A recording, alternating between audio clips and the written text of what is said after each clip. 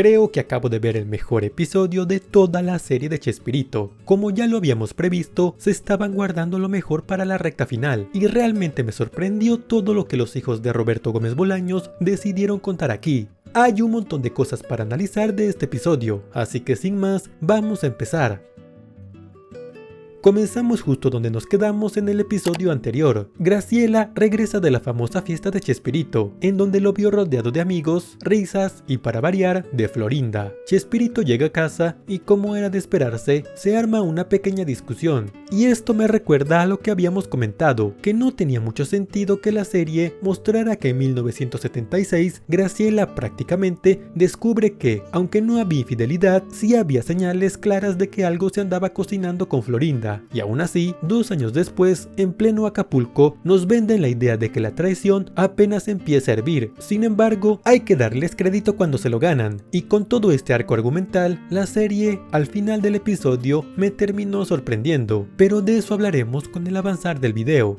Después vamos a una secuencia en donde Chespirito enfrenta un bloqueo creativo. Hasta ahí todo bien. Lo curioso y francamente algo cómico es el recurso visual que eligieron para ilustrarlo. De pronto, los personajes le aparecen como si fueran fantasmas de la fuerza en Star Wars. ¿Qué tiene que ver esto con el tono que la serie venía manejando? Pues nada, uno ya no sabe si reírse o levantar la ceja. Lo único que se me ocurre es que tal vez alguno de los hijos de Chespirito o todos eran fanáticos de Star Wars, y como esta era la primera producción que hacían, aprovecharon para colar la referencia, porque de otro modo, esta decisión creativa, más que efectiva, termina siendo bastante cómica.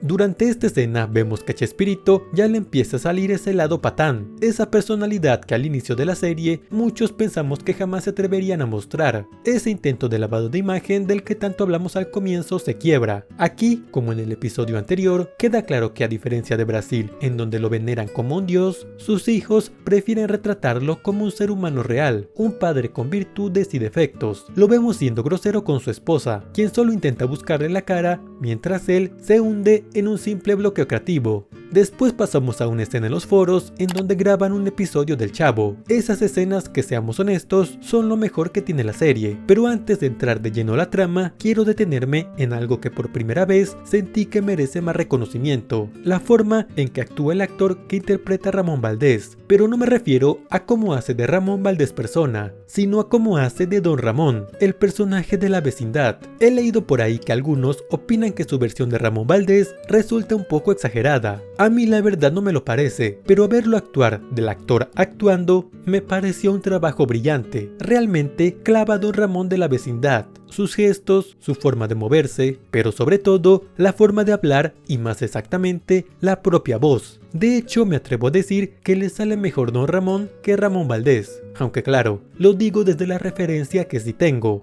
Nunca conocí a Ramón Valdés como persona, pero sí al Don Ramón que vimos todos en la vecindad, y esa parte del sketch que nos muestran es tan precisa que por un momento parece que estamos viendo al verdadero Don Ramón. Y lo mismo pasa con el actor que hace de Kiko. Cuando entra en personaje, la clava directo al ángulo. En esta escena vemos como Florinda poco a poco va tomando la batuta dentro de las grabaciones del programa, un tema del que se ha hablado bastante últimamente. Aunque siendo honestos, no es ninguna revelación. La mayoría de declaraciones sobre esto vienen de entrevistas bastante viejas con los actores, pero durante años parecía que a nadie le importaba demasiado. Era algo de lo que nos hacíamos de la vista gorda, o que comentábamos como un simple rumor. Pero ahora, gracias a la serie, tenemos una visión, ficticia obviamente, de cómo pudo haber sido. Se dice que en cierto punto, Florinda se sentía la directora del programa. Les hablaba a todos como si comandara un ejército, y daba órdenes con un tono que dejaba claro que por estar con Roberto, automáticamente era su mano derecha. Lo mejor de esta parte es ver cómo Chespirito se dejaba mangonear sin protestar. Esta construcción de su personaje se mantiene casi hasta el final de este episodio, y de nuevo me gustó mucho porque revela que, aunque digan que no, sus hijos sí tenían guardado uno que otro rencorcillo. Al final, no deja de ser el relato de unos niños que vivieron el abandono de un padre que se fue con la amante, y que por muy grande que fuera su figura en el entretenimiento en español, para ellos seguía siendo ese papá ausente que dejó heridas. Y aquí, de forma casi terapéutica, aprovechan para darle una pequeña cachetada a la imagen de ese Dios que muchos siguen idealizando. También vemos como todo el elenco se da cuenta de esta dinámica y lo comentan entre ellos. Una de las que parece más afectada es María Antonieta de las Nieves, y no es para menos. Siempre he sentido que en la vida real, la infidelidad de Chespirito le dolió casi tanto como a sus propios hijos. Para ella, él era una figura casi paterna, alguien que la arropó y la impulsó. Y lo más triste es que, a diferencia de los hijos, que un día se enteraron de todo de golpe, ella tuvo que verlo construirse, ladrillo por ladrillo, sin poder hacer nada para evitarlo. Y ser testigo silencioso de algo así debe haber sido una carga tan grande como ser cómplice de la traición.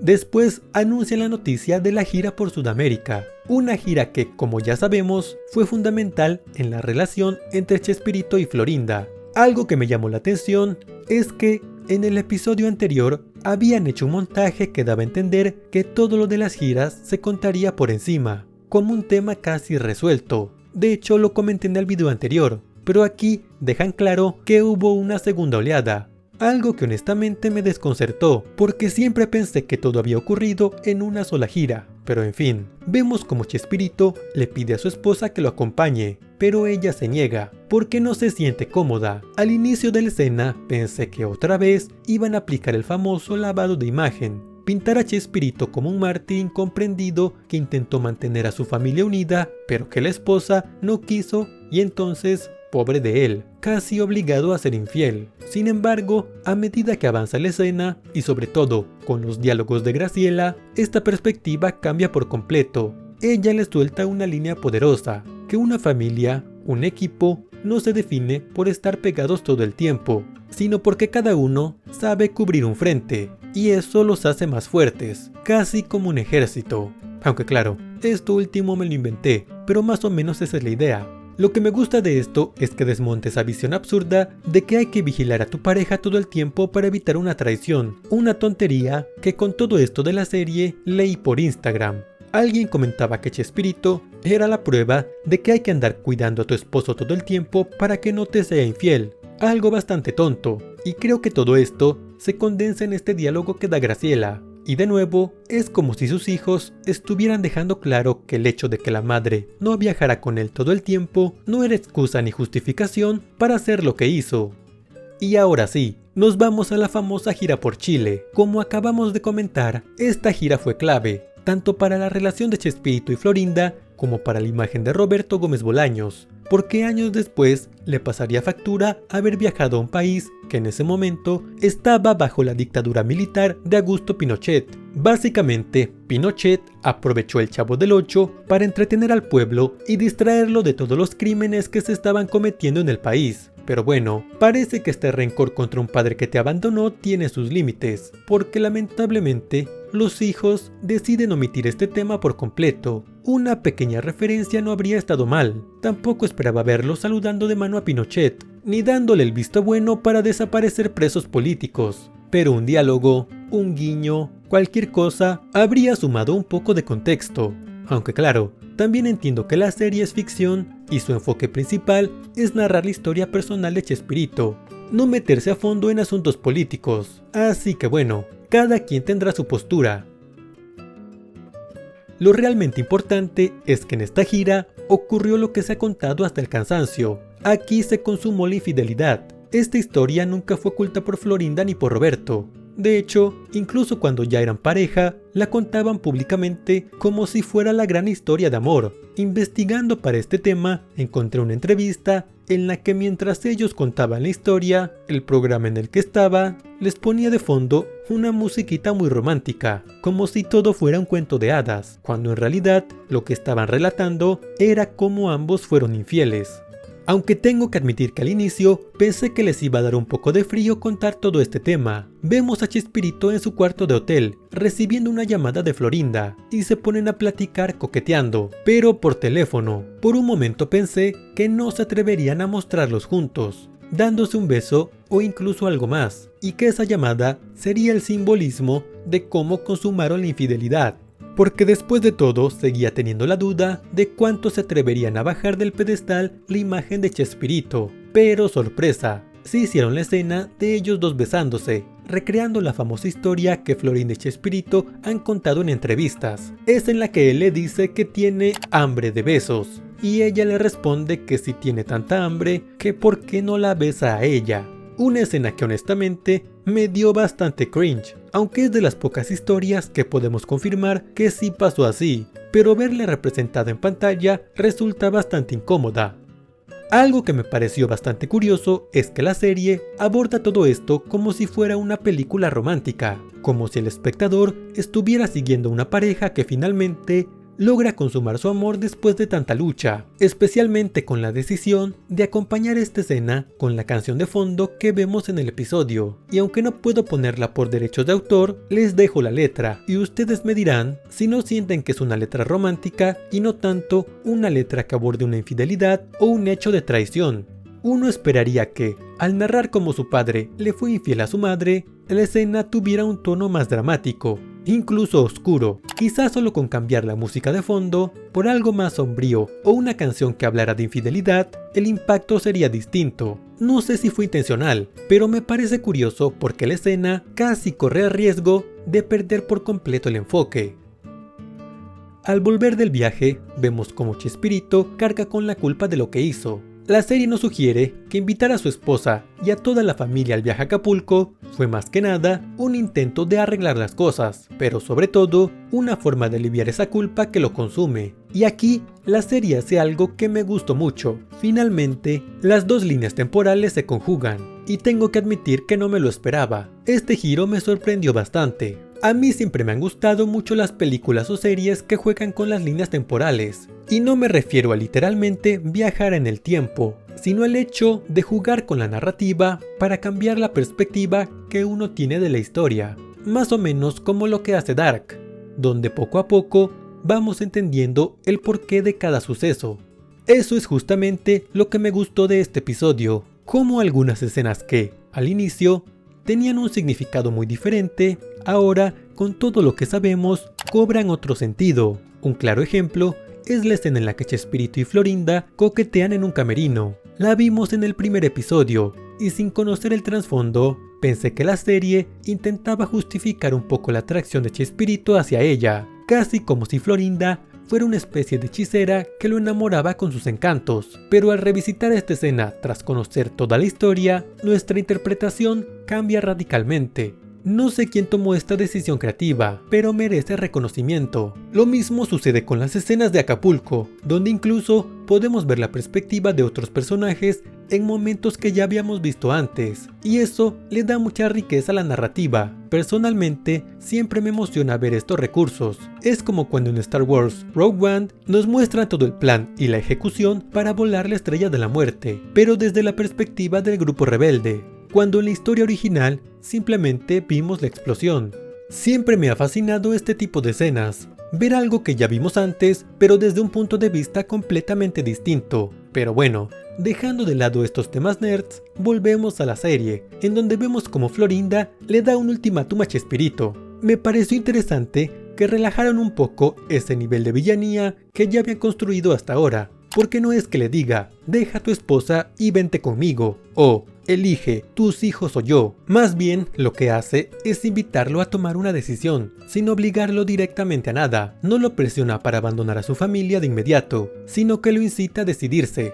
O se queda y respeta su matrimonio, o cierra ese ciclo y empieza algo nuevo. Y tengo que admitir que me sorprendió que al menos en esta parte, al personaje de Florinda le dieran un matiz más humano. Porque esto sí concuerda con la versión que ella misma contó, que cuando Chespirito le confesó que quería estar con ella, no aceptó de inmediato, aunque claro, ya habían estado juntos en esa gira por Chile, pero para iniciar una relación formal, Florinda no quería ser la amante ni vivir escondidas. Le dejó claro que, si querían estar juntos, primero tenía que terminar con el compromiso que tenía con su familia. Y tengo que reconocer que, por lo menos para esta parte, los hijos de Chespirito no se dejaron llevar por las emociones y lo escribieron bastante fiel a cómo se sabe que ocurrieron las cosas en verdad. Y de paso, para mí, esta parte funciona como recordatorio de que Chespirito nunca tuvo todo el valor de tomar esa decisión cuando debía, o en otras palabras, es que era un pocos huevos. Otra pequeña cachetada con guante blanco a la imagen casi intocable de su padre. Y después nos vamos al detrás de cámaras de la mítica escena de Buenas noches vecindad. Una escena que para muchos es de las más emotivas del Chavo del Ocho, una de esas que logran arrancar lágrimas incluso hasta el día de hoy, y que se convirtió en un momento icónico de la televisión mexicana. Pero aquí la serie hace algo interesante, desmitifica un poco esa imagen casi sagrada que teníamos de ella, nos muestra que en la vida real, esa escena se grabó cuando todo dentro del grupo se estaba viniendo abajo. Prácticamente todas las relaciones importantes entre los actores estaban resquebrajándose y la tensión ya era insostenible. Es bastante irónico pensar que uno de los momentos más conmovedores y emotivos de toda la serie se grabó cuando en la vida real todo se estaba yendo al carajo. De esta parte quiero rescatar algo de lo que no he hablado mucho en estos videos, el personaje de Graciela. Para empezar, hay que reconocer la gran actuación de la actriz que la interpreta. Honestamente, es de las pocas veces que esta serie logra hacerme empatizar de verdad con alguien. Ver cómo carga con tanto peso y cómo la narrativa la ha desarrollado desde su introducción hasta ahora está muy bien logrado. Ese retrato de una mujer que pasa de tener una familia feliz con un esposo que la ama a ver cómo poco a poco todo su mundo se desmorona ante sus ojos. Y lo mejor es que la actriz no necesita grandes monólogos ni escenas dramáticas forzadas. Con pequeños gestos, miradas y sobre todo, con silencios, logra transmitir toda esa carga emocional.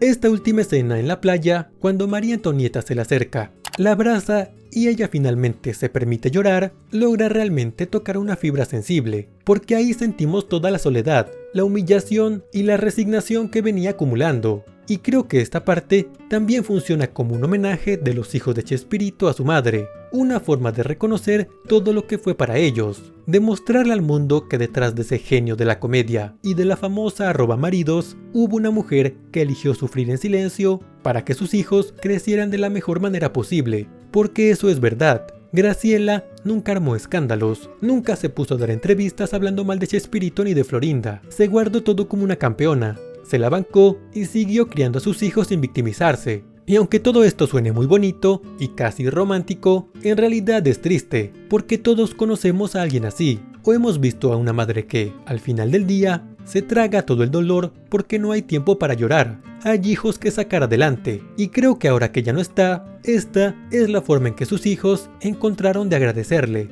de ponerle una especie de altar discreto dentro de la narrativa para recordarle al mundo quién era de verdad.